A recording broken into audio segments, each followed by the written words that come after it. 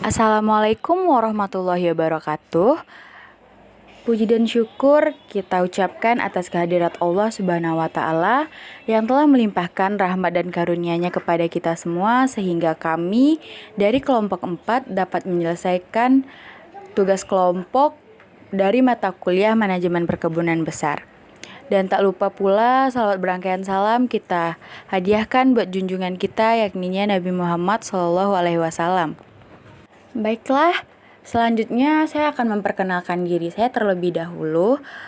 Perkenalkan, nama saya Tiara Ruslan. Di sini saya sebagai moderator dalam video presentasi kali ini.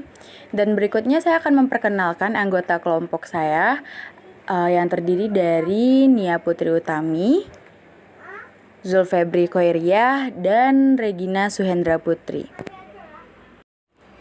Oke teman-teman semuanya, baiklah langsung saja kita saksikan video presentasi dari kelompok 4. Mohon perhatiannya dan terima kasih. Check it out. Oke teman-teman, langsung saja materi manajemen masa pembangunan perkebunan besar pada tanaman teh. Yang pertama ada pengadaan bahan tanam. Bahan tanam adalah bagian dari pohon induk yang digunakan untuk memperbanyak tanaman, baik untuk perbanyakan secara vegetatif atau untuk perbanyakan secara generatif. Bahan tanam harus berasal dari pohon induk yang sehat dan telah diketahui silsilahnya, mudah dibiarkan, produktivitas perakarannya kuat dan juga rimbun. Bahan tanam pada tanaman teh dapat diperbanyak secara generatif maupun secara vegetatif. Pada perbanyakan secara generatif, digunakan bahan tanam yang berasal dari biji. Sedangkan perbanyakan secara vegetatif, digunakan bahan tanam asal stek berupa klon. Perbanyakan tanaman teh lebih sering dilakukan secara vegetatif, yaitu menggunakan stek. Kenapa hal ini dilakukan? Hal ini dilakukan karena perbanyakan vegetatif lebih mudah dan lebih praktis untuk dilakukan. Keunggulan tanaman yang diperbanyak secara vegetatif ini juga banyak loh. Salah satunya adalah tanaman anakan yang identik dengan induknya dan pertanamannya atau pertumbuhan tajuknya tidak terlalu tinggi, sehingga memudahkan kita dalam proses pemetikan daun. Baiklah, saya akan menyampaikan materi tentang fungsi manajemen. Yang pertama ada perencanaan atau planning. Kegiatan seorang manajer adalah menyusun rencana. Menyusun rencana berarti memikirkan apa yang akan dikerjakan dengan sumber yang dimiliki, agar dapat membuat rencana secara teratur dan logis. Sebelumnya, harus ada keputusan terlebih dahulu sebagai petunjuk langkah-langkah selanjutnya. Yang kedua ada pengorganisasian atau organizing. Pengorganisasian atau organizing berarti menciptakan suatu struktur dengan bagian-bagian yang terintegrasi sedemikian rupa sehingga hubungan antara bagian-bagian satu sama lain dipengaruhi oleh hubungan mereka dengan keseluruhan struktur tersebut. Pengorganisasian bertujuan membagi suatu kegiatan besar menjadi kegiatan-kegiatan yang lebih kecil. Selain itu, mempermudah manajer dalam melakukan pengawasan dan menentukan orang yang dibutuhkan untuk melaksanakan tugas-tugas yang telah dibagi-bagi tersebut. Yang ketiga ada penggerakan atau actuating. Actuating merupakan suatu tindakan untuk mengusahakan agar semua anggota kelompok berusaha untuk mencapai sasaran sesuai dengan perencanaan manajerial dan usaha-usaha organisasi. Jadi, actuating artinya adalah menggerakkan orang-orang agar mau bekerja dengan sendirinya atau penuh kesadaran secara bersama-sama untuk mencapai tujuan yang dikehendaki secara efektif. Dalam hal ini, yang dibutuhkan adalah kepemimpinan atau leadership. Yang terakhir, ada pengawasan atau controlling.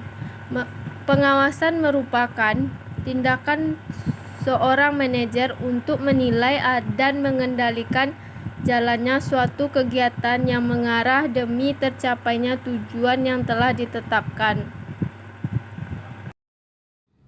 Baiklah, saya akan menjelaskan tentang perencanaan atau planning dalam pengadaan bahan tanam tanaman teh. Adapun perencanaan atau planning pada bahan tanam pada tanaman teh, yang pertama itu ada perbanyakan generatif atau perbanyakan dengan biji. Yang pertama kita pemilihan biji, di mana pertama-tama pilihlah pohon induk teh yang berkualitas. Pohon itu bukan untuk diproduksi daun tehnya, namun untuk diambil bijinya yang dijadikan sebagai benih pilihan yang bermutu baik.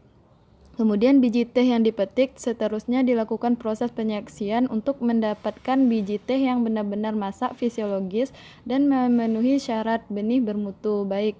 Kemudian beberapa ciri biji teh yang baik sebagai berikut. Yang pertama, warna kulit biji hitam dan mengkilat, biji penuh terisi berwarna putih, bentuk dan ukuran harus sesuai dengan jenis klonnya. Kemudian cara lain untuk mengetahui bahwa biji tersebut baik adalah dengan cara merendamkan biji teh ke dalam air. Bila biji itu baik maka akan tenggelam.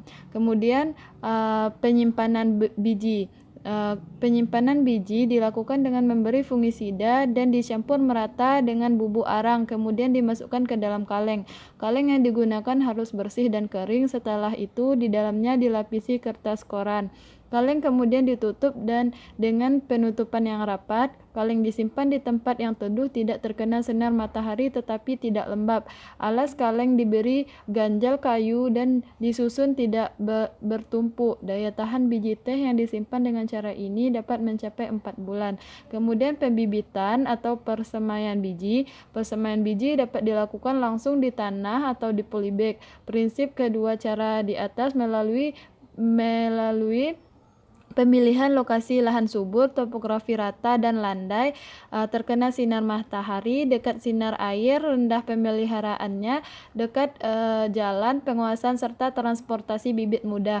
Kemudian pengencambahan biji dilakukan pada bak ukuran lebih 100 cm, panjang 400 cm, tinggi atap bagian depan 150 cm, dan bagian belakang 75 cm.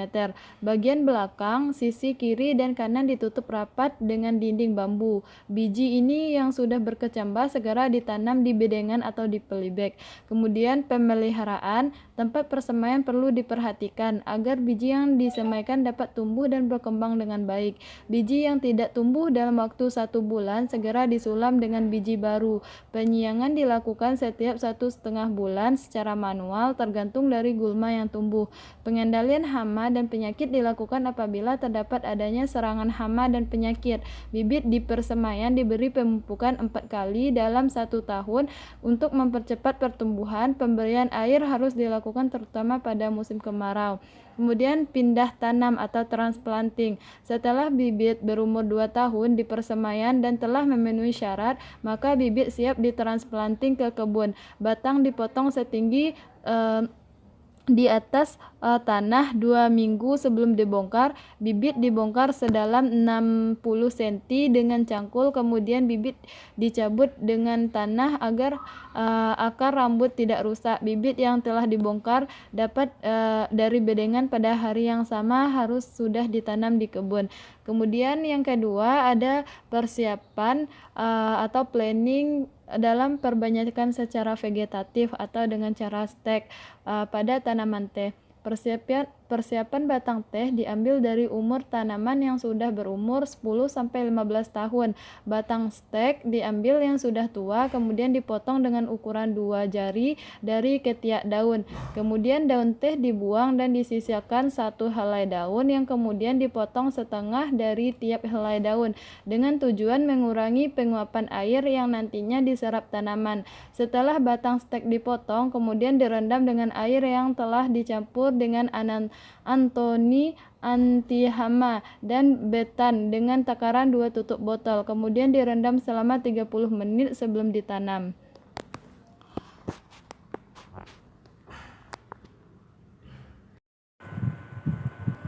Baiklah, saya akan menyampaikan materi tentang pengorganisasian dalam pengadaan bahan tanam teh, yaitu dalam pembibitan, persiapan bahan tanam di perkebunan besar. Pekerjaan dilakukan oleh karyawan yang dipimpin oleh satu orang mandor besar. Untuk pemotongan stek dilakukan oleh ibu-ibu dan bukan merupakan karyawan atau yang biasanya disebut dengan BHL atau buruh harian lepas. Kemudian penanaman dilakukan oleh beberapa pekerja karyawan dan ibu-ibu dari BHL. Untuk pemeliharaan dilakukan oleh karyawan tetap dan dibantu oleh beberapa pekerja BHL. Selanjutnya, kegiatan pembibitan ini dilaporkan kepada asisten lapangan yang nantinya akan dilaporkan ke manajer kebun untuk mengetahui tingkat keberhasilan usaha pembibitan. Pelaksanaan atau activating. Pelaksanaan pembibitan dilakukan melalui beberapa tahap. Yang pertama yaitu menanam batang yang telah di-stek. Setelah dilakukan penanaman, kemudian disusun ke dalam sungkup pelindung bibit teh dengan rata-rata satu sungkup diisi dengan 400 bibit teh. Sebelum ditutup oleh sungkup, bibit teh disiram dahulu dengan campuran pupuk agar bibit teh dapat nutrisi dengan baik. Penyimpanan dilakukan selama 1 kali 60 hari. Pembibitan yang siap ditanam adalah bibit yang telah berusia 8-9 bulan. Setelah bibit berusia 9 bulan, maka bisa dilakukan pemindahan. Pemindahan dilakukan dengan cara menyusun polybag di box kayu untuk dipindahkan ke lahan. Satu box kayu terdiri dari 40 bibit teh. Penyusunan dilakukan di box kayu ini bertujuan agar bibit bisa ditumpuk dan tidak gampang patah oleh angin ataupun tangan manusia. Selanjutnya adalah penanaman teh. Dalam proses penanaman ada beberapa langkah yang dapat kita lakukan. Langkah yang pertama yaitu menyediakan terlebih dahulu media tanam yang akan digunakan. Setelah media tanam tersedia, kemudian ditambahkan pupuk organik yang berguna untuk membantu pertumbuhan tanaman supaya dapat tumbuh dengan baik dan menghasilkan hasil produksi yang bagus. Kemudian selanjutnya dilakukan penyiraman pada tanah hingga basah sebelum dilakukan penanaman.